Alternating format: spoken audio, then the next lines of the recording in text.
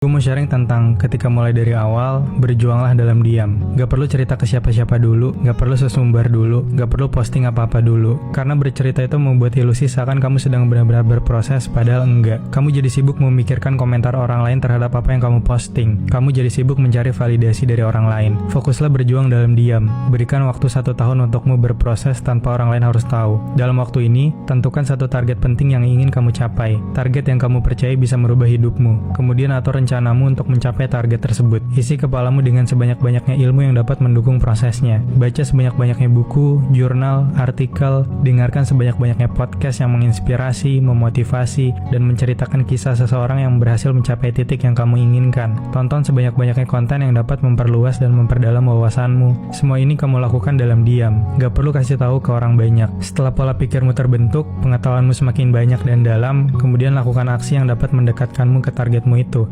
Bergeraklah dalam diam. Ketika gagal, gagallah dalam diam. Kemudian perbaiki juga dalam diam. Kumpulkan sebanyak-banyaknya pengalaman. Kegagalan tersebut akan mengajarkanmu banyak hal yang semakin mendekatkanmu menuju keberhasilan. Dengan 1 tahun berjuang dalam diam, jika rencanamu tepat, kamu konsisten dan disiplin dalam berproses, gak mungkin dirimu gak berkembang. Pasti ada banyak perubahan yang kamu rasakan. Mungkin kamu gak langsung mencapai sesuatu yang besar, namun kamu mulai merasakan peningkatan kepercayaan dirimu karena kamu tahu kamu telah berhasil berproses, dan kamu mulai menikmati perjuangan tersebut. Ketika rasa nikmat akan perjuangan ini berhasil kamu dapatkan, maka akan sulit untuk menghentikanmu. Di saat kamu udah mulai percaya diri dan ada sesuatu yang ingin kamu ceritakan kepada orang lain terkait dengan prosesmu, maka ceritakanlah. Ini bisa menjadi langkah awalmu dalam memulai personal branding. Karena kamu sudah mendapatkan hasil yang cukup signifikan, kamu gak perlu berjuang dalam diam lagi. Karena dengan membagikannya kepada orang lain, sangat mungkin kamu menjadi inspirasi bagi mereka. Dan menerima pesan baik dari orang-orang yang merasa terinspirasi dengan apa yang kita bagikan itu, akan membuat kita semakin semangat untuk berproses.